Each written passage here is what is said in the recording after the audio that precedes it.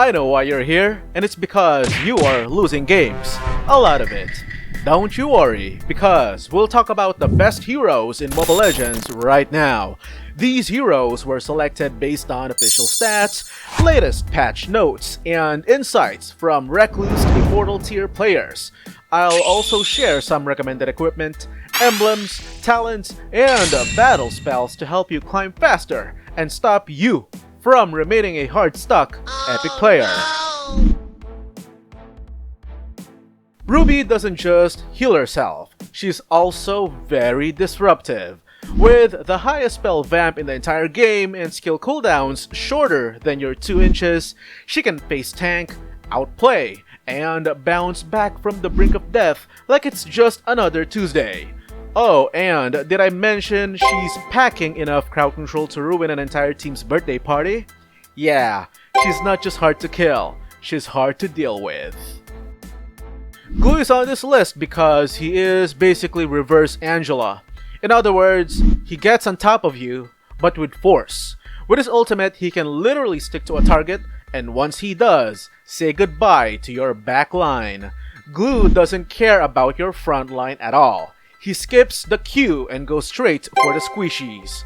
Marksmen, mages, pure supports, even those edgy assassins, no one is safe. Uranus is still throbbing in the meta. While most tanks are out there babysitting teammates as a roamer, Uranus is chilling in the XP lane, minding his own business. He may not bring a ton of team utility, but who needs that when you can regenerate HP for days? His offensive skills have such low cooldowns, it feels like creation camp. He can keep gliding and spinning until the enemy team either retreats or uninstalls. Lapu-Lapu strikes a beautiful balance between I do damage and I am very tanky.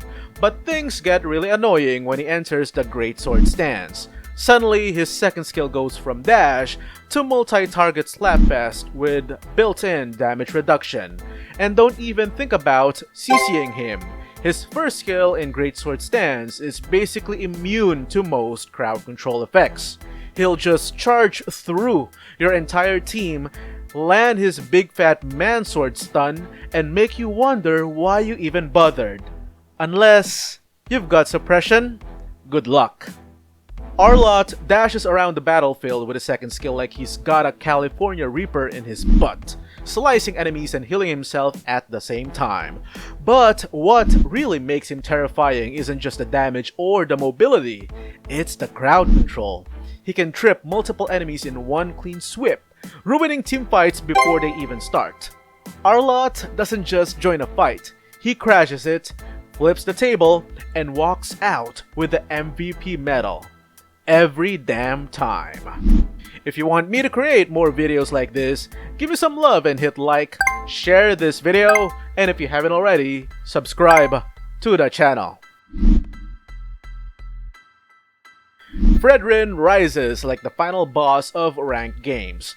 This man, overflowing with sex appeal, eats damage for breakfast, peels enemies like fruits, and occasionally decides to one-shot the enemy team's backline just because he can. His ultimate? Nothing special at all. Just a casual 4,000 damage drop of pain straight through your team. Assuming he's built up enough crystal energy. And usually, he does. Yi Sun-shin isn't just a damage dealer, he's a global GPS.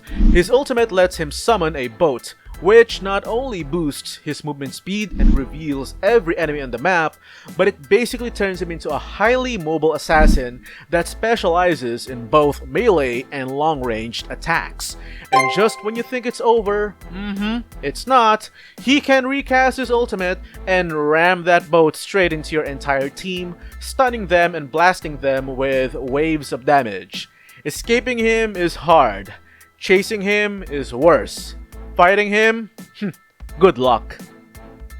Hayabusa is a high-skill, high-reward assassin who zips around the map like lag incarnate, and if you blink during his ultimate, you're already dead. Known for his flashy dashes and anime-level speed, Hayabusa becomes completely untargetable while turning your marksman into a deleted file. he doesn't just one-shot you, he makes you question your positioning, your decisions, and your entire ranked game's career. Amon is basically a horror movie jump scare in assassin form. He dishes out insane burst damage and then vanishes like he's got commitment issues. After every skill cast, he cloaks himself and disappears from the minimap. He's the kind of hero who shows up out of thin air, deletes your squishies, and dips before anyone even pings. Ambusher? More like a ranked game ghost. You don't see Amon, you just see the death screen. Lancelot isn't just mobile, he practically moonwalks through danger. This man dashes so much, you'd think he's allergic to standing still. With insane mobility and clutch potential, he slips through fights like a lag spike with a sword. He's built for gap closing, backline shredding chaos, and one moment he's in the bush, the next he's deleted your marksman.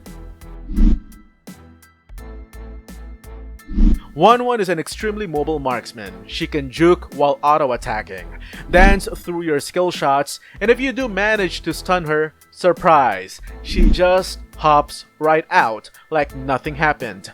With her ultimate, she zooms into the air, becomes untargetable, and turns your team into target practice. Nathan is easily one of the fastest marksmen in the game, and his basic attacks? They're like cosmic boomerangs that hit everyone in their path. Perfect for teamfights with a high wipeout potential. His second skill brings in a bit of crowd control, and his ultimate? Oh boy, it's pure chaos. It improves his damage output, lets him blink faster than you can scream Dark System, and basically makes him a one-man rave show that deletes everyone within his range. Leave him unchecked, and he'll turn your team into wormholes. Granger is the hero that got stuck in the emo punk trend, who specializes in skill shots. While other marksmen are auto-tapping their way through fights, Granger is out here sniping souls with the most efficient skill uptime in the game. In teamfights or duels, he's basically a rapid-firing mobile cannon, blasting enemies with massive damage, capable of repositioning easily thanks to his second skill. Irithel made it on this list because she's one of the few heroes who can shoot you in the face while running away from you at full speed. That's right, she doesn't stop to attack like a normal marksman. She just keeps moving and deleting HP bars. Her kiting game is top tier. Chasing her is like trying to catch your hopeless dreams. And if somehow you manage to catch her, congrats, you now have 0 HP. GG, sir. Leslie is the only marksman in the game with true critical damage, meaning your physical defense, useless. Your armor, decorative. Hope, nada. Sure, her early game is basically non-existent with barely any impact in the laning phase, but once that mid to late game hits, bro, she turns into a long-range STFU capable of deleting tanks, squishies, and egos alike from halfway across the map. Zidian has a range so ridiculous she can fry enemies from beyond the black wall. Now, if you don't know that reference, why are you even here? I was just kidding! Come on! Anyway, her ultimate, not only does it damage everyone, it also comes in with a built-in team-wide stun, because why not ruin 5 people's days at once? Combine that with her first and second skills, and she basically turns into an AoE deletion machine. Give her a good setter tank, and you won't just see kills. You'll see a teamfight massacre. Chang'e excels in teamfights and objective steals. She shines brighter than her own moon, and her damage output? Astronomical. One ultimate and the enemy team suddenly remembers their ancestors' generational trauma. But don't get too comfy, because for all her firepower, Chang'e is also one misstep away from becoming a deleted scene. Miss your ult, and you're basically not a threat. You're just a fast-moving bag of gold throwing magic syrup in the air. Pharsa is another mage with insane range and explosive damage. She doesn't just poke enemies, she straight up nukes them from the skies like she's the embodiment of put in a little more. Every skill in her kit screams remote destruction, and when paired with a team full of crowd control, it's over, homie. Kimmy is one of the most versatile heroes in the game. Mid lane? Sure. Gold lane? She's alright. Destroyer of noobs? Definitely. She can deal damage while moving, kite like a Tondo street child, and casually moonwalk through terrain. And with her control skills, she doesn't just hit enemies, she glues them to the ground, sprays them in the face, and walks away like she's cleaning crap stains with bleach. You wanted a wipeout? Kimmy says yes. Kadita has a burst combo that hits so hard, it makes even tanky heroes reconsider their role picks. 1 second you're alive, the next you're just somebody that I used to know. She's slippery too, like literally. With her mobility and that wave riding nonsense, good luck trying to catch her. And if you do manage to land a hit, joke's on you. Her passive kicks in every 30 seconds and heals her of all the abusive trauma you have caused. Kalia has a crowd control skill range so insane, she can hump you from across the screen and over walls. But wait, it gets even worse. Her ultimate doesn't just hurt, it locks you down. And thanks to her ability to ignore frontliners, picking off squishy backliners is practically a hobby. Basically, Kalia doesn't dive into fights. She surgically removes your most important teammate and then leaves with them in her tail.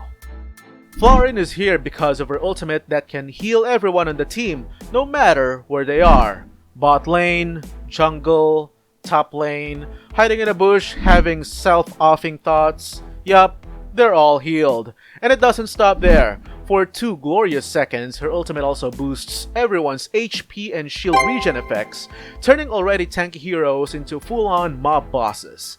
Pair her with sustain heavy heroes and congrats! You now have an undying team that can rival even the likes of Abaddon. Diggy's ultimate is what makes him special. It gives the whole team CC immunity. Going up against a CC heavy lineup, just pick Diggy and watch their entire game plan fall apart faster than your hopes and dreams. And let's not forget his second skill, a top tier tether trap that sticks to enemies like a warm, fresh booger. Diggy may look like a harmless burb, but in the right hands, he's the reason enemy teams getting wiped out in every clash. Rafaela is basically the team mom, with light shows. Her skills have such low cooldowns, she's spamming heals as if she's speedrunning sainthood. Every few seconds, your HP goes up, and everyone starts feeling a little braver than they should. Her first skill doesn't just hurt, it slows enemies and exposes anyone hiding in bushes. And if some lunatic decides to dive you or your back line, just hit them with Rafaela's ultimate and stun them into deep, immediate regret. Oh, and I almost forgot. She's also the only hero that can revive fallen allies. Who doesn't want that? I might be speaking too soon, but I think Grok will be an incredible roamer. To clarify, I'm talking about the revamped version, which is coming very soon to the original server. The new Grok is a crowd control powerhouse capable of setting teams up easily. His first, second skill, and ultimates all have crowd control effects. He feels like a combination between Minotaur, Kufra, and Badang. Do you agree he will be a tier S roamer? Let me know down in the comment section.